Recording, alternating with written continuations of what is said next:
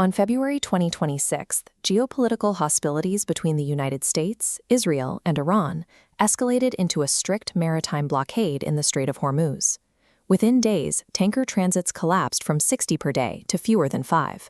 This effectively removed 15 million barrels of liquid exports per day from the market, severing access to roughly 20% of the world's daily oil and gas flows. This chart tracks the immediate financial fallout. Brent crude, which sat near $70 a barrel before the conflict, spiked past $112 as traders priced in the loss of OPEC's spare capacity, trapped behind the blockade. Historically, energy shocks of this magnitude follow a predictable macroeconomic pattern. Surging fuel costs rapidly drain discretionary income, suppressing overall consumer spending and contracting global automotive sales. The 2026 crisis deviates from those historical models. Rather than a uniform global contraction, the automotive market's reaction to the Hormuz blockade has fractured into distinct regional patterns. In February 2026, global electric vehicle sales hit 1.1 million units. In aggregate, this represented an 11% year-over-year decline for the sector. This split bar chart illustrates the geographical fracture. Europe grew by 21%, while North America plummeted by 36%. Adding Asian markets reveals further anomalies. ASEAN adoption leapfrogged the West, while China's domestic sales cooled by 26%. High oil prices and deeply diverging state policies have dismantled the concept of a unified global transition away from internal combustion. Today, electrification functions as an immediate economic and national security mandate for regions most exposed to the oil shock. The divergence is driven by the math of TCO, or total cost of ownership. TCO is a financial metric that calculates the purchase price of an asset plus the costs of operation over its entire lifespan. When the average price of regular gasoline reached $3.63 per gallon, the TCO formula shifted. This graph tracks the accumulated costs of combustion and electric vehicles over a 7-year ownership cycle. The $112 oil variable causes the lines to intersect years earlier, as the higher cost of gasoline offsets the upfront price premium of the electric model. Once that break-even point is crossed, the battery electric vehicle maintains a 2.1 times monthly operating cost advantage over its gasoline equivalent. This operating advantage relies on grid insulation.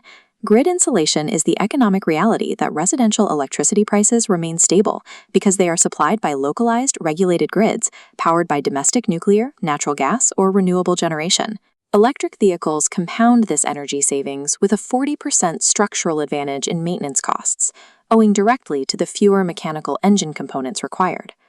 A combustion engine requires a global, vulnerable logistics chain to deliver refined crude to a local pump. An electric vehicle charges via a closed-loop domestic grid that is unaffected by blockades in the Middle East. The mathematics of vehicle ownership have decoupled. For consumers in energy-importing regions, an electric vehicle operates as a defensive financial asset against imported inflation. State intervention is the primary driver behind Europe's 21. These policies deploy state capital to shield domestic consumer spending from the economic drain of importing fossil fuels at $112 a barrel. In developing ASEAN markets like Vietnam and Thailand, the adoption curve is organic. Without the cushion of state subsidies, developing economies feel the raw pain of volatile oil prices directly, making the immediate operating savings of electricity the pragmatic choice. This demand in Southeast Asia is being met by domestic producers. Models like the VinFast VF3 are capturing market share, proving that functional electric infrastructure is actively scaling in emerging economies. For governments in Europe and the ASEAN bloc, accelerating the rollout of electric vehicles has become critical national energy security infrastructure. In North America, the 36% market contraction occurred simultaneously with near-record fuel prices. In parts of California, regular gasoline reached $7 a gallon. The catalyst for this regional contraction was executive policy. The Trump administration dismantled federal EV tax credits and abolished CAFE emission fines. CAFE stands for Corporate Average Fuel Economy, a set of federal regulations designed to penalize automakers for producing fleets with poor gas mileage. The financial loss of federal purchase subsidies has suppressed consumer demand, outweighing the localized pain at the fuel pump. Detroit legacy automakers retreated. Ford, General Motors, and Stellantis announced a combined $73 billion in write-downs, slashing their production targets for fully electric lineups. These OEMs pivoted to hybrid and plug-in hybrid models. OEM stands for Original Equipment Manufacturer, referring here to the legacy auto companies assembling the vehicles. Hybrids offer a mechanism to protect short-term profit margins in a market without federal electrification subsidies. This reversal triggered a negative ripple effect through the domestic supply chain. Battery manufacturer SK On recently laid off 37% of its workforce at its Georgia plant, following the drop in North American orders. The United States is isolating its domestic auto market from the global transition, relying on deregulation and hybrid efficiency rather than scaling full electric infrastructure. China's domestic EV market contracted by 26% in early 2026. This cooling followed the planned expiration of national trade-in schemes and the reintroduction of an EV purchase tax. However, Chinese EV exports surged by over 100%, with manufacturers shipping more than 500,000 units internationally in the first 2 months of 2026 alone. To bypass tariffs, Chinese automakers accelerated their China Plus N strategy. China Plus N involves maintaining core operations in China while building localized manufacturing plants inside the borders of foreign markets, such as Hungary or Turkey, to ensure market access. These manufacturers hold a structural cost advantage because China controls 70% of the global battery supply chain. They process the raw materials, manufacture the cells, and assemble the final vehicles within a tightly integrated domestic loop.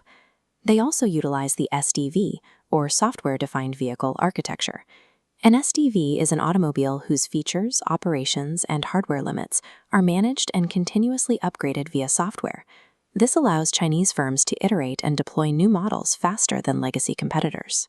China is leveraging export dominance to offset domestic policy cooling. This scale forces Western automakers to decide between Chinese partnerships or significant market share loss. The 2026 oil shock stripped away the environmental narratives of the electric vehicle, revealing its underlying macroeconomic utility.